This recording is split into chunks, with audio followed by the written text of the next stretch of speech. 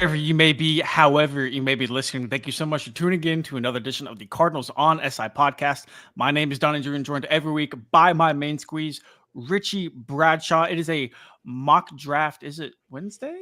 Is it Tuesday? No, it's Tuesday. It's definitely a Tuesday. It is a mock draft Tuesday here on the Cardinals on SI podcast. Before we get into the nitty gritty, go and follow Richie on Twitter at RichieBrads36. Follow me on Twitter at Donnie Druin. Go ahead, comment, like, subscribe to the channel. It definitely does help. Richie, the NFL Combine is next week. It feels like we're officially in draft season. The Senior Bowl is behind us, the Hula Bowl, the East West Shrine Game. All of that is in the rear view mirror. The Scouting Combine is going to be here a couple weeks after that. Free agency will be right on our doorstep, middle of March. Before you know it, we'll be in April talking NFL draft all of the time. Very exciting time for people like you and I who cover the Cardinals, who cover an NFL team. Very exciting for people who love the draft, because I know, like, we have loved that event since we were young in high school, and our eyes were full of life and all of that other really good stuff. And now we're just old, but we still love it. We still love it. Today, we're going to be doing a 3-round Arizona Cardinals mock draft on Pro Football Focus. But before we get into that, how are you? I think I've lost about 10 pounds, and it all was strapped to my face. So yeah. Very different look. Let's have some fun. There's nothing I love more than NFL draft talk, and a teaser for everyone. You can start looking forward to full first round mocks on Mock Draft Monday moving forward. So we'll ourselves a good. We'll sprinkle in a cards mock every once in a while, but for all 32 teams, we will have mocks every Monday. And don't worry, we'll switch them up. We'll have themes. In fact, next Monday's mock will be no quarterbacks in the first round. Ooh, interesting. Okay. No quarterbacks. I like that. I like that a lot. But today, right here, for all of you wonderful people watching live, 3-on mock draft, we're going to be doing this on Pro Football Focus. Pro Football Focus, the mock draft sim machine is probably one of the better ones available on the market. Certainly favorite. In terms of free ones. Richie, whenever we do get into the first round, you are going to bring something up to our wonderful viewers. There's one prospect who is just going way, way later than he needs to be, but we will. And it's only this mock. It's only this mock machine. Yep. Everywhere else you'll go, the database, the Pro Football Network, like all the other places do not have this prospect as low as he is. And it's really weird because I don't care how low they are on him. He is a first-round pick. Guaranteed. 1,000%. 1,000%. 3-on mock draft, Arizona Cardinals pick number 16 in the first round. So we're going to go ahead and get this bad boy started. Variety of different ways the Cardinals can go with this, Richie. Obviously, places such as edge rusher, defensive line, offensive line, even cornerback could be a possibility here. 8. Interesting. Yeah, I don't know. The PFF machine is certainly doing its thing. I just want to see how this looks for the people. Yeah, it looks good. Probably zoom out just a tiny bit. But yes, Richie, we're sitting here at pick number 16. I just want to make it really, really clear. Richie, there's somebody who, there's somebody who is just not getting a lot of love from Pro Football Focus. That's going to be Georgia linebacker Jalen Walker. Yeah. So Jalen Walker, very interesting prospect. He's this linebacker build, right? But where he excels is as an edge rusher. And the first thing people are going to think of is like, oh, he's Micah Parsons. And it's like, not quite. Like Parsons, like the length with him is just what's so remarkable, is the fact that even though he's a lighter guy, he's probably up to 240 or 250 by now. He came into the league at like 220, but his arms are just so long that you can't get to his chest. And we don't know what Walker's arm length is yet, but I will tell you he doesn't have the exact same build that Micah has. So I don't think it's a fair comparison there. But what's so intriguing about him is, even though he is just such a good edge rusher and he's so good at getting to the quarterback, he was one of the most effective Georgia Bulldogs last year at rushing the quarterback. And keep in mind, they got Mykel Williams on that team and some other youngsters too. He lines up more as like a traditional backer. Now, when he gets to the NFL, I'm going to be really interested to see how he lines up. And I've said this before, Donnie, and I want to throw it to you to see your opinion. I think that Jalen Walker just looks like a Cardinal for the Nick Rallis kind of defense and what Jonathan Gannon looks for. Yeah. He just looks the part. I love if they decided to take him. So he does indeed look the part, and I think a lot of people, whenever they see terms like Swiss Army knife, whenever they see terms like somebody versatile in the front seven, specifically Cardinals fans, they get PTSD, they get flashbacks from players such as Hassan Reddick, players such as like Isaiah Simmons, who didn't quite work out in Arizona like they should have. Right. I think this is a completely different scenario. I think you have Jalen Walker, who has proved himself as a good inside linebacker and edge rusher. The thing with Walker compared to a guy like Simmons is that like there's one clean projection of what Walker is going to be at the next level, and that's an edge rusher. Right, that's an edge rusher, but also he does have that versatility to play inside linebacker if needed. It's not like Isaiah Simmons where it's like he's really good at all of these different things, Might be a but there's not safety. really Right. right. Yeah, he could play safety, nickel, inside linebacker, edge rusher, whatever it might be. But there was kind of like jack of all trades, master of none. That was Right. Isaiah Simmons. And That's not the case with Jalen. That's not the case with Jalen. And you look at the success that guys like Nick Rallis and Jonathan Gannon have had with those guys in the front seven, specifically the linebackers and getting after the passer. One commonality between those guys, and we saw it with Mac Wilson this past year, Richie, is the versatility, the ability to line these linebackers up, these edge rushers up at different places throughout the defense, scheming different things up with those guys. That has really paid off for them. And you insert a guy like Jalen Walker into the mix and into this lineup. If anybody's going to get the most out of Walker and what he can do in the different ways that he would fit in an NFL defense, it's going to be Nick Rallis. It's going to be Jonathan Gannon.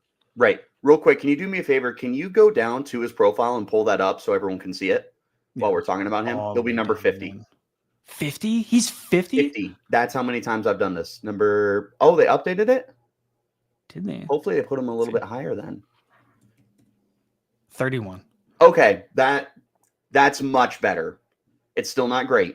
So, right, these are the stats that are in front of you right here, and you'll see that he did line up a lot on the defensive line, but look at the numbers this past season when he played in the box as a linebacker. It's significantly higher than any of the two previous seasons, and he actually lined up more as a linebacker than he did on the defensive line. So I love that you brought up Mac Wilson because that's exactly what I picture Jalen Walker doing here for the Cardinals, but with more of an emphasis on being a rush backer, which is the role that I would have him in. I think he goes to a lot of different teams, 3-4 especially, teams who run a 3-4 defense. I know the base defense at this point in the NFL, like the history, is nickel, but you still have the base lineups of 3-4 and 4-3. I love him for a 3-4 because I don't want a hand in the dirt. I want him to be able to stand up and rush off the edge that way.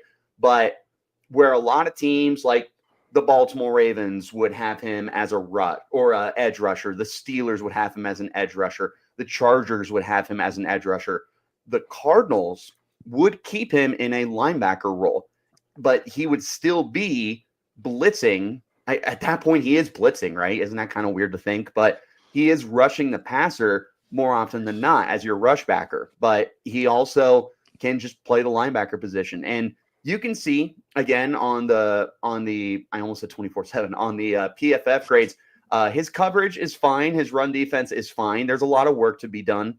Donnie, can you click on first look, please? First look. 6'2", 245. So he doesn't have nearly the length of the size, but he is built closer to a modern linebacker than what we've seen other guys before edge rusher. Like if you looked at him, you could say, oh, that's Devin White. Like that's a comparison that a lot of people could get behind. But I just love the fit for the Cardinals because instead of making him a full-time edge rusher like some teams would, the Cardinals could place him on the edge, or they could have him line up at linebacker. You have the defensive infrastructure with the coaching staff that I have praised many, many times before on this show, in articles and mocks and everything.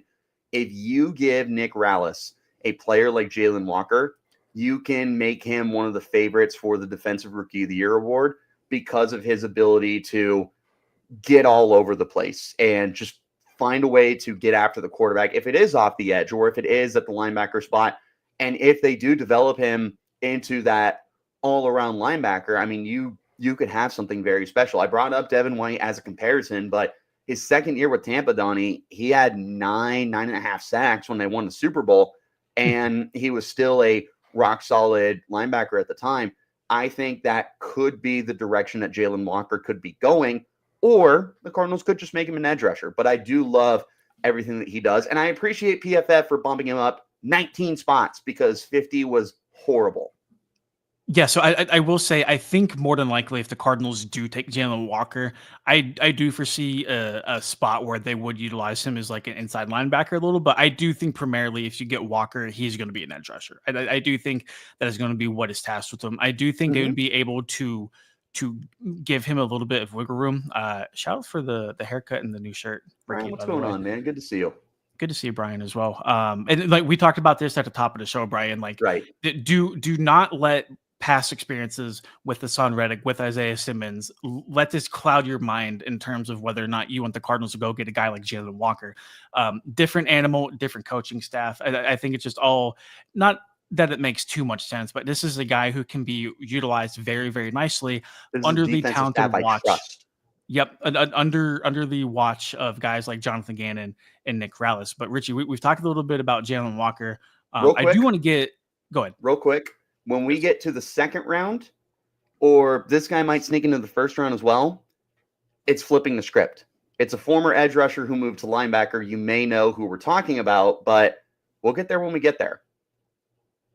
So just in terms of pick number 16, we've gone over Jalen Walker, who I think would be a strong candidate to be taken at number 16 if he doesn't even go top 10. Like, he very well might be off of the board for Arizona whenever they were on the clock. Looking at some of these other guys, Richie, Will Johnson from Michigan, I think he's a good prospect. Doesn't really align with, I think, what the Cardinals can go after at this point in the draft.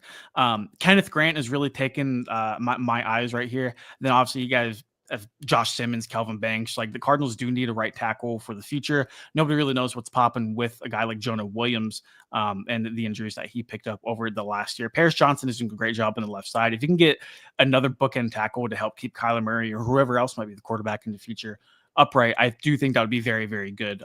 Simmons is one of my favorites. That's very well documented if you read my mocks. I love Josh Simmons. The Cardinals did just hire the Ohio State offensive line coach to replace Clayton Adams too. So they sure did. It would not that they would directly take Simmons because they hired the OSU offensive line coach, but whenever it comes to draft evaluations, whenever it comes to knowing prospects a little bit better, I do think they do have a leg up in that. Talk to me a little bit about Kenneth Grant. What you like about him, and do you think that the Cardinals would take him at 16? I think he's very realistic at 16. If you can pull him up as well, but I want you to go to the first look. Yes. So what is so intriguing about him is, look at that, 6'3", 339. He does not look 339. Dude, he moves so well for being 340. I don't want to give this comparison because this kid is a borderline Hall of Famer. Or the comparison I'm about to make, Haloti Ngata played that big. And Haloti Ngata was a pass rusher. Kenneth Grant is a pass rusher. This dude is able to get to the quarterback at a very high rate, despite being as big and as massive as he is. Most guys that you see that are 6'3" and almost 350 pounds, those are your traditional nose tackles, taking on the double teams and just anchoring. Like a Vince Wilfork is someone that comes to mind when you think of someone that big. Like, yeah, they can get a sack every now and then, but I'm not having them on the team, or I'm not putting them in a position where I need them to get sacks. Kenneth Grant can do that, and he anchors against the run very, very well. If you can click on the stats for me now.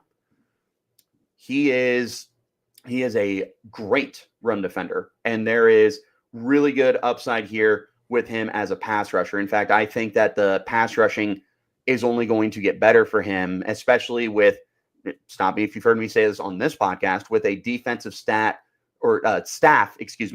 that will be able to develop him. And you plug a big guy like him next to a guy like Dante Stills, who is still a bigger guy, but you think of him much more as that quicker off the snap guy. You plug those two together, and you're getting the beef that you need, and you're getting interior pass rush that could be at a very high level. Could be, again, kind of out there comparison, maybe what Tampa has with Vita Vea and Kalijah Cansey next to each other. That would be the Ooh, highest yeah. upside I could see here. And I mean, Vea is so much bigger than Grant is, which is kind of crazy to think, but that would be your end goal, would be a Vita Vea and Kalijah Cansey comparison for Kenneth Grant and Dante Stills.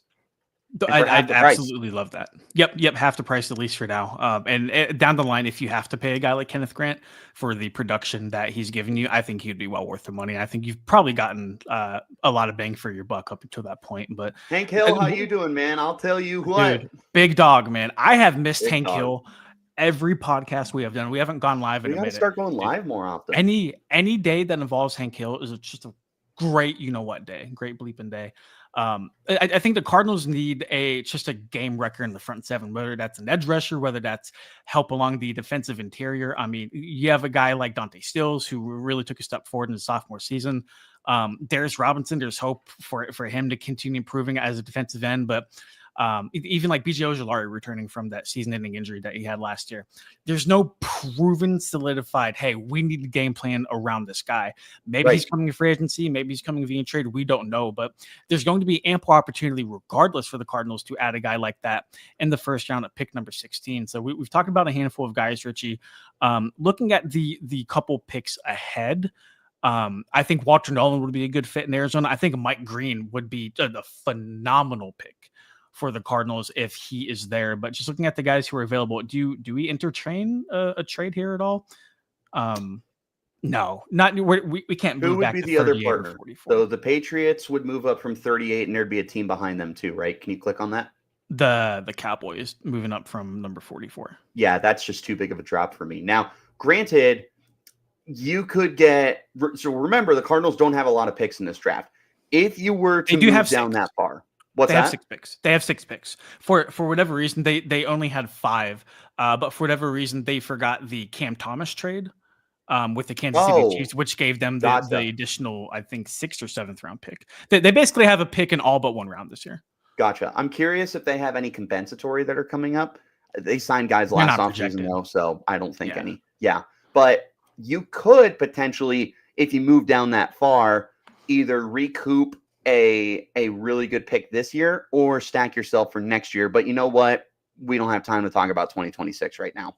So if I'm staying here, I would tell you my top 2 priorities in this draft are getting a pure edge rusher, but also getting somebody to stack next to Dante Stills.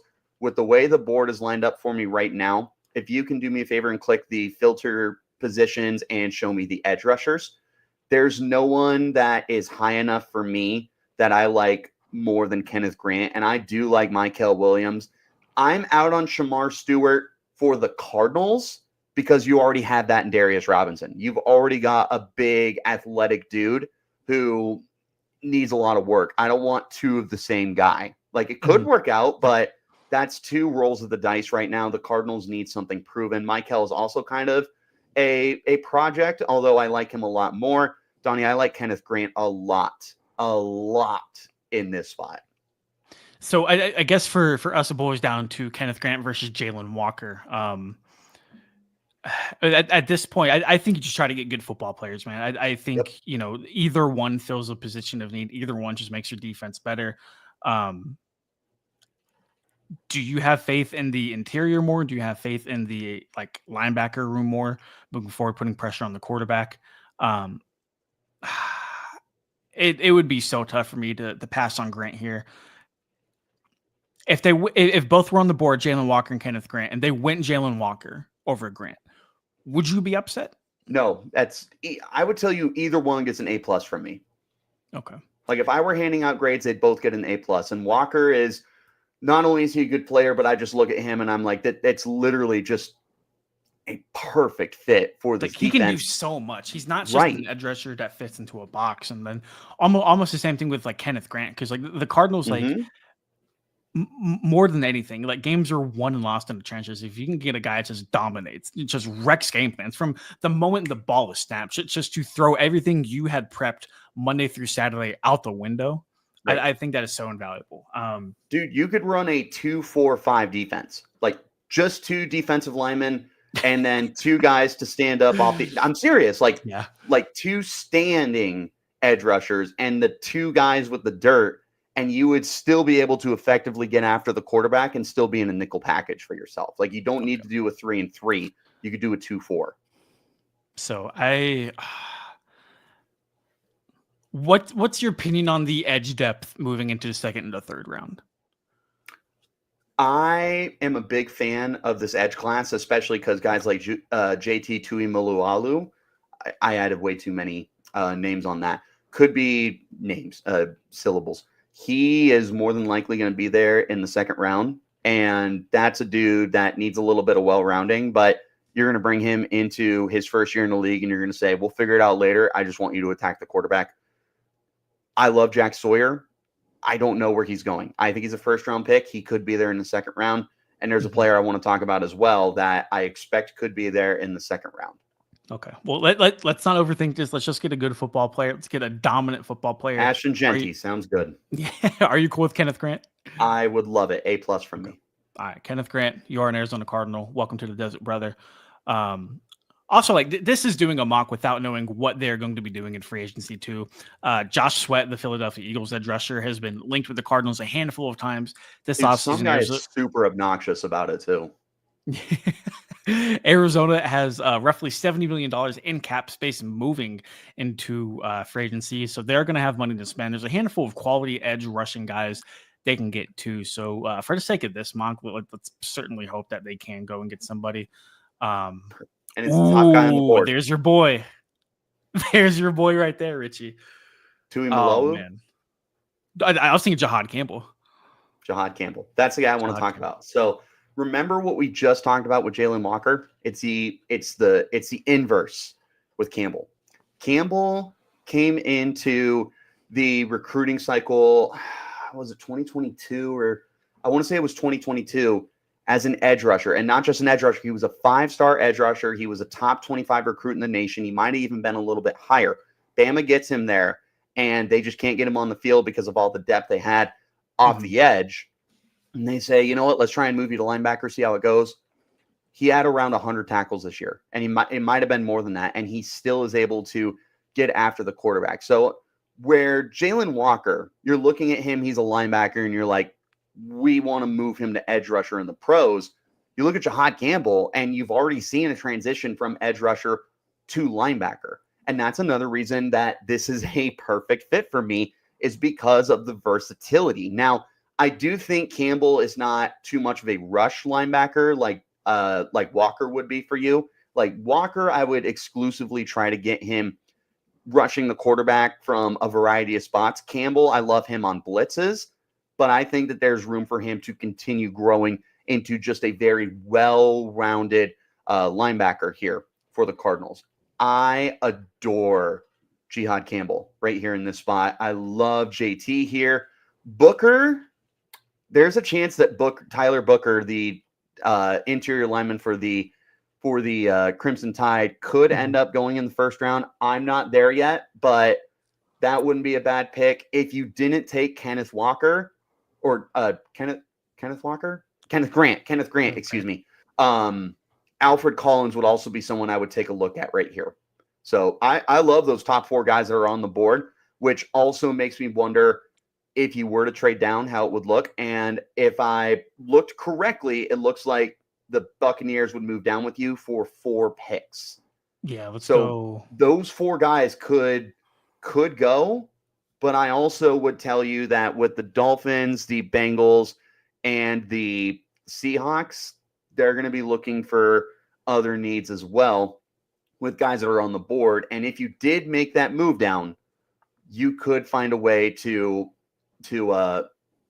get yourself one of those 4 guys and still get ammo for the future. Yeah, I'm trying to see what I can squeeze out of Tampa Bay right here. I would really like another day 2 pick. 2026 obviously would be a good time to get like another pick. Like I think what was it? Like this has more than like 50% chance to be accepted. You basically swap a 5th-round pick for a 3rd-round pick. You move down 4 spots now, and then you Perfect. get that advantage in 2026. I kind of want to add ammo now, Ben. Like now's the time for the Cardinals to put their foot on the gas, I agree. stop pushing things into the future. So I'm really trying to see if I can get another top 100 pick, but I'm just it's not looking super great, my man. Like, would you? I would feel comfortable jumping from 113 to 83. I would like that. I would like that too. And with the 56% chance, I can tell you it's almost a guarantee on PFF. I didn't. Do you want to try to pull the trigger? Yeah. Not accepted. Wow. Owner stepped You, in the last minute and they said no shot, Bucko. You know what? I make 30% trades without having to force them, man. So, of course, the one time I say, oh, it's guaranteed, PFF's like, I'm going to make this guy look so stupid. All right. So we're gonna throw in a 7th-round pick next year just to sweeten the deal. If they don't take it, we're gonna walk away. Cool. That got There we him. go. The 7th-round pick got him, man. In Don't we love 2026. that? In 2026, exactly. They're gonna be a kid picking 32nd in the in And the look at 7th that. round. So Booker is still right there for you. I like that, man. Yeah. Both Evan Brown and Will Hernandez are slated to hit free agency for the Cardinals. You don't really know Schlesinger if is a really interesting guy, too. okay, If talk you to me want a about him. high tackle numbers guy, then Schlesinger is the dude that I look for. 90 pass rush grade, according to And PFF, that's another guy who 74 can run get after the defense grade. quarterback. So what's interesting about him, I don't think the sack numbers were all that high. I Mhm. will pull that up real quick. I don't think he had like this insane amount of sacks last year. He had 4, which is more than I thought, but he's just good at being able to get after the quarterback. He had 136 tackles and 90 were solo. I don't think people understand how insane it is, not just to have 90 solo tackles, but so many collegiate guys are Mhm. closer to like 50-50, 60-40 when it comes to solo versus assisted tackles. And he almost doubled his amount of assisted tackles compared to the solo tackles. So Schlesinger is someone I'm really interested in. I would kick the can down the road with the linebacker spot unless it was Walker or Campbell, because I Okay. think you got good things going right now, especially if Zaven does make that move back to linebacker and having him, I Mac, don't think he will. and yeah. I'm also under the assumption that Kaiser is coming back too. Okay. So Okay. that's what I'm working with. But Schlesinger is someone to think about. I would be really leaning towards Tyler Booker, especially because he plays left guard, and you would put him right next to Paris Johnson and just beef up the left side of the line. I think moving down 4 spots with the 4 guys that we liked on the board, you're pretty much happy to get any of them. Yep. Booker's a guy I feel like you can plug and play immediately, and like he would be an upgrade. Well, and again, he might be a first round pick. Like I said, I'm not there yet, but there are people who like him in the first round. I've seen him as high as top 15.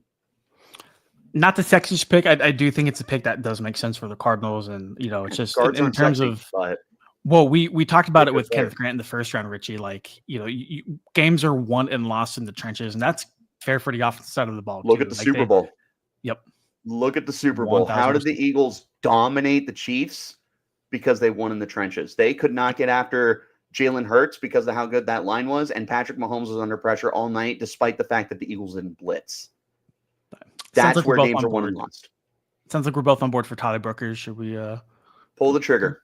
Cool. Dude, this is the most boring draft, and I know that some fans would not be super excited with this. Like they saw Michael Williams was on the board. They saw Will Johnson was on the board, Mhm. but they went with Jalen Kenneth Walker. Grant. Yep. Right. And then in the second round, oh my God, Cam Scadaboo's right there. That's the hero back and everything. And it's like, really? We took a guard? Like, this is a mock right now that may not get fans overly excited, but this is such a smart mock right now. And then do remember that we have 2 picks coming up in the 3rd round. First is at pick number 78, Richie. We have Do we want to try again with a second Jordan Phillips? This one's not going to cost you $30 million, though. Yeah, no, that's fair, man. I'm looking at the list right now, brother. Like I see very little to no edge rushers, at least highly ranked by Pro Football Focus. I guess we can kind of just filter edge Is there anybody here who you think makes sense in the third round? No, I think if you were able to move down again, I think David Walker is a sleeper for you. Okay. Are you on board with taking 2 defensive interior guys in the No, first not 3 this high. rounds? No, No? not this high. No, Okay. if Dante Stills was not good at football, I would think about it. So I only said that just because it was funny that it's another Jordan Phillips and he's a defensive tackle. Okay. So I How will how tell we feel about you, Marcus Mbo right here? I'm looking at Mbo and then Bond right here, back to back. click on Embo for me. Sure. Full-time right tackle. I haven't looked at him too much. So 6'5", 300.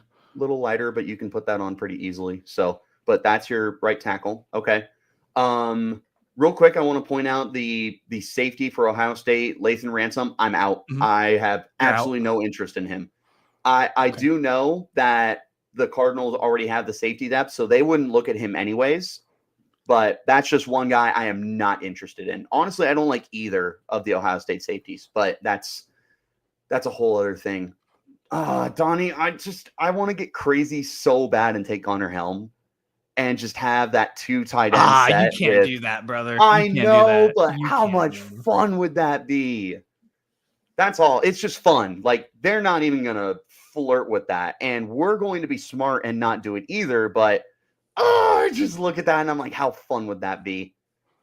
Brian does have a good point. If this draft is stacked defensive line, why not double dip? Could lose or cut a few guys. Also, the coaching staff has changed. That's very true. They are getting a new defensive line coach as well. Derek LeBlanc was relieved of his duties. They did bring somebody in. I forgot his name off the top of my head, but change the guard there. I don't know, man. You have to look at Maxwell Harrison. Do you? I'm just throwing that out there. You do. Okay. Talk to me. So Harrison is just a super intriguing defensive back for me and someone that is also growing really, really high. Recently, I've seen him first round. Yeah, look at that right there. In his 3 seasons, the touchdown to interception ratio, he's allowed 3 touchdowns in 3 years. They all came in 2023. Meanwhile, he has 6 interceptions. So he's only allowed 3 touchdowns. And it all came in 1 year. And then he has 6 interceptions. And 5 of them came in 1 year. But it's also the year he gave up 3 touchdowns. So he is someone that's really growing. I understand the coverage grades don't look overly great on PFF, but he's just someone that's slowly getting better. And Donnie, I really, really like him. If you can click on first look too for me, 6'1", 186. That's a good build for a corner. That's a great build for a corner. Yeah. So I'm very intrigued by him, especially because I look at the Cardinals corner position right now. And I think to myself, there's really good depth, but who's my superstar? But besides Garrett Williams, like my outside corners, who's my superstar? I like Sterling Thomas. I like Max Milton. I think Murphy Bunting is fine. You can get away with him, but I don't have my superstar out there. And you could get Harrison to that point while developing him.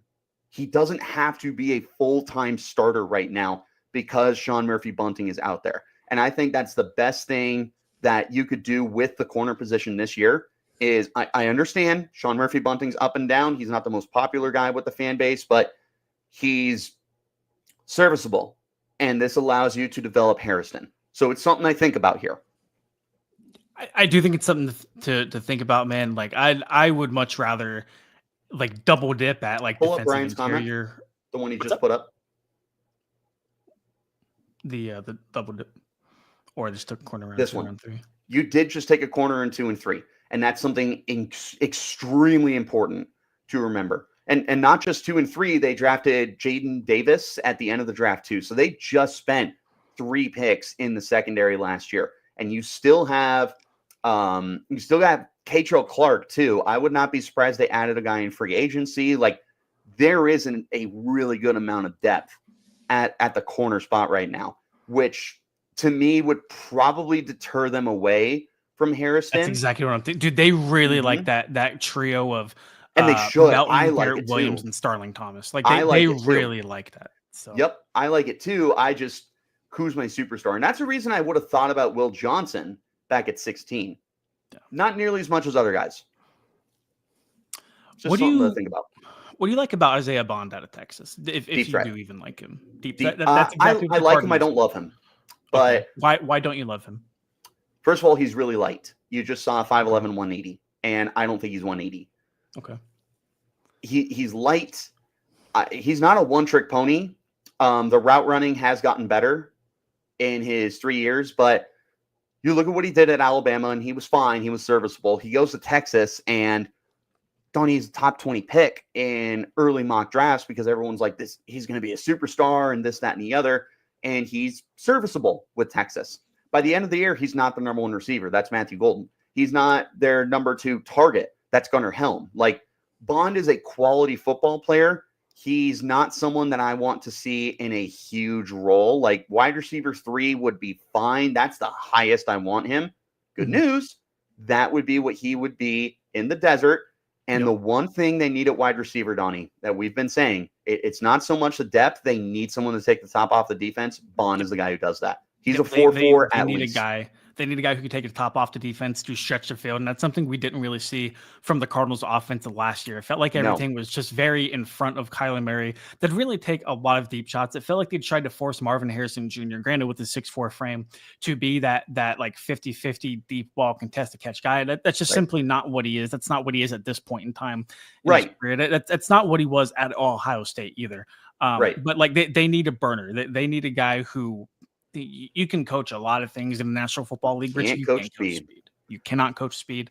One more thing I want to add real quick with Bond. Yes, sir. If you pass on him here, I don't think in the remainder of the draft there is a deep threat that I could see having a huge role for the Cardinals. I think that the remainder of the deep threats in this class are developmental guys. Bond is your last chance to get someone that can immediately do that, which is why you really think about him here. But I'm not forcing it either. In fact, you still have another 3rd-round pick here. Yep. So I'm looking towards guys like Mbo, who you pointed out to me. I think about Savion Williams. But again, Savion doesn't necessarily fill that deep threat role. So, but contested catch rate almost 90%. I mean, they already do have a guy like that in Michael Wilson. Right? It doesn't hurt to have that. He's 6'5", 225. Like that. Dude, you're building a basketball court at that point, but it's not the biggest need. It's someone I look at and I'm like, that'd be a lot of fun. You got a 6'4" Marvin Harrison Jr. You've got a 6'5" Savion Williams, a 6'2", 6'3" Michael Wilson, 6'2", and what's McBride, 6'5"? Yeah, he's a mammoth. Dude. Yeah, you got a basketball court out there. Yeah. Like your starting 5 is insane at that point. And I don't care. Kyler is too small. I know he is, but it gets to a point where if he's missing guys that are that big in what is basically a tryout season for him, it's more than time to move on at that point. There should be no missing guys that are that big and guys that just have not just the length and everything, the catch radius on those guys is insane. You put it somewhere in their zip code and they're getting it. So, I mean, the clock's ticking. We got to submit a pick to the commissioner. I do want to keep Bond in the back pocket for that 3rd round pick we have at pick number 83. And both kind of catching my mind right now. It's just for like value on the board and like where we want to go. Like I wouldn't mind Jordan Phillips here. It's basically just a coin flip for me, whether you want to continue building on the offense or the defensive side of the ball. Let's keep adding to the trenches. Give me Marcus and Bell. Okay. Love that. And then we got a couple more picks until... And Bond is going to be there. I promise. Bond, pull the trigger here, get them a deep threat. Bond, you could. Can you scroll down just a little, see if there's any other guys? A lot of people like Azariah Thomas. Big name on Cardinals Twitter. So same with Trey Harris. I love Trey Harris. I am so high on Trey Harris. Like, he is someone, I wouldn't say I stand on the table for him like other guys, but I would be very vocal in that room for Trey Harris. 6'3", 210. But he's a senior, so he's played a lot of ball. 95 grade versus man coverage. Look at those numbers. 2022, he was not with Ole Miss. He was with, I think, Louisiana Tech. He has 3 straight seasons over 900 yards. Look at the yards per reception in 2024. 17.2. I don't care that he's 6'3", and people are going to go, that's a big receiver. No, he's a speedy guy who just so happens to be a little bigger. So a little like Martavis Bryant, maybe. Yes, build but wise. right. He just isn't addicted to marijuana. Not unfortunately. The opposite of unfortunately. Oh my god, man. AZ, Shout out AZ Bro bro. 95. Gotta catch a live Yeah, we show. got to Can't start get going enough. live more, We but really I'm do need to glad go live that again. you were here. Yeah. So, Appreciate you, brother. Donnie, can we look at anyone who might be interested in trading up with us? Of course. I have a feeling it's going to be a little bit. 3? Okay. 90... I'm not trading in division, although 7 picks moving down would still put me in position for Trey Harris or Tez. Tez is really interesting to me, man. Like, dude, he's just so light, man. Right. But we said that about Devontae Smith, and it turns out that you can't press what you can't touch. Now, Tez is a lot lighter for sure, but he's interesting to me. I don't know what to do with him. Who else is there? The Rams would be interested in moving up 7 picks. Is there someone that's not too far behind them? Vikings at 97. That's too big of a jump. I can't do that. Yep. So 14 I don't picks. know. I'd rather stick and pick right here, my man. We already got that extra 3rd round pick. Let's just get our guy and get out of here. So one more time, can you scroll down just a little bit? So again, you already have Deion Walker is another popular name I've seen at this point in the draft. So if you want to talk about guys that are like Dexter Lawrence, that's Deion Walker.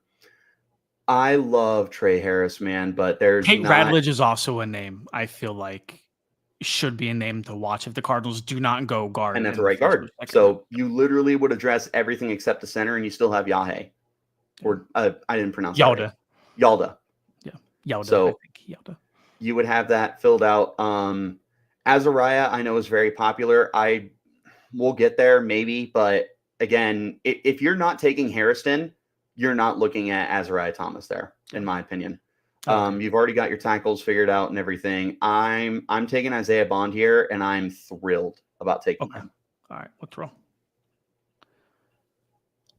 Let's see how the end of the draft goes. Dylan Gabriel for the Steelers.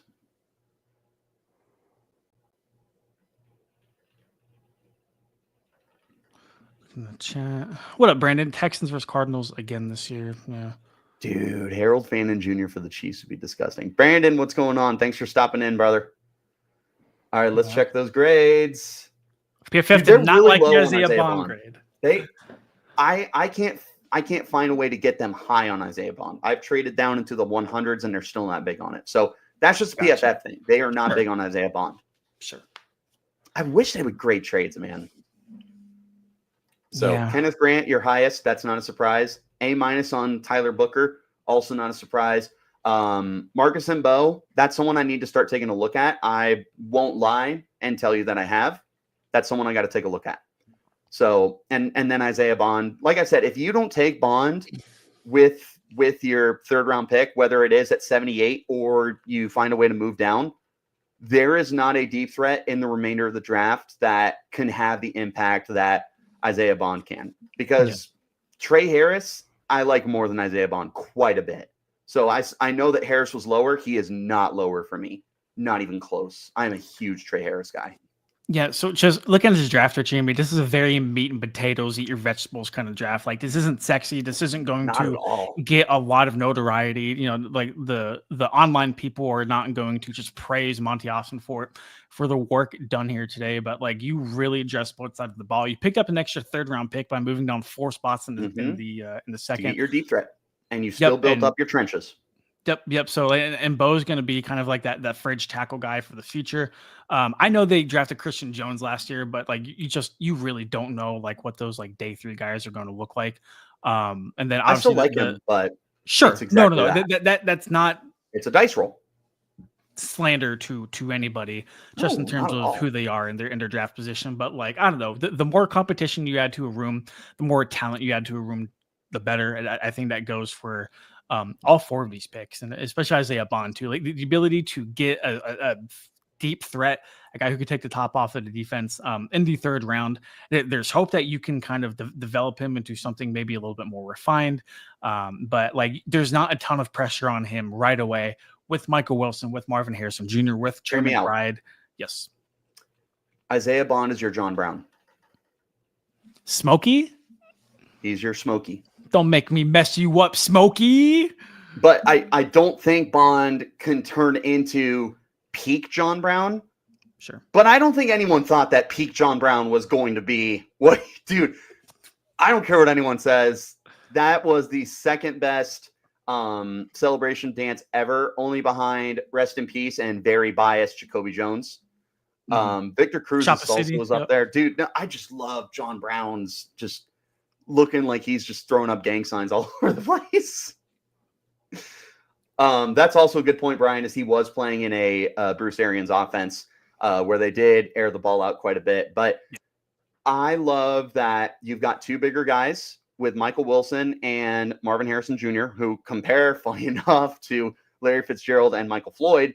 Then you bring Bond in, who is a lighter guy like John Brown. It's just time is a flat circle. I'm not saying everyone's going to work out that way, but I would look at that and I'd be like, worked last time. It worked last time. One thing to remember, too, is that Greg Dortch is a restricted free agent. I think he fills a lot of roles. I think he wears a lot of hats for that team. I do think he ends up being brought back. And we did see Greg Dortch kind of had that little renaissance at the end of the year. Dortcher chamber. The Dortch chamber. Like the Dortch, baby. Like the Dortch. So if Greg Dortch is brought back, I definitely think that might push the need for an Isaiah Bond down the ranking list, at least a little bit.